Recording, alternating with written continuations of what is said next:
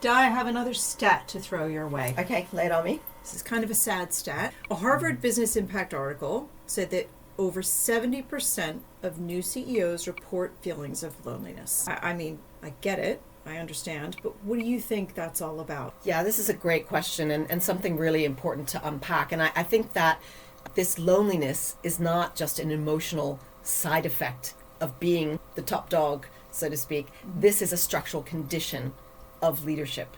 And when you are the CEO, this is a singular role.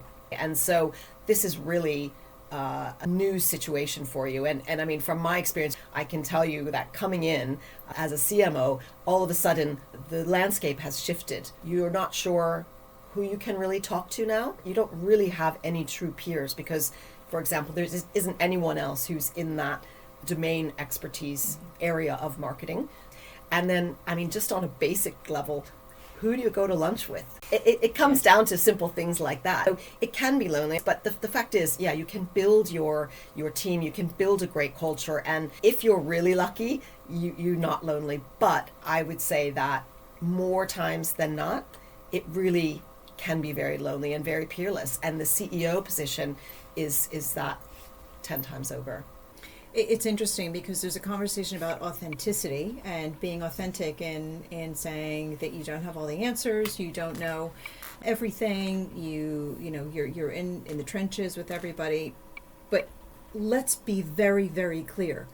Everybody needs a leader to look up to. But who do I talk to? Yeah, that's exactly right. And you need to be able to have a group of people that you can actually be a bit more vulnerable with, that sit perhaps outside of the structure where it's less exposing for you. And that's where Paceworks comes in. We can come in and be that sounding board, be that external, candid, no holes barred kind of resource and help you get through that particularly difficult time period.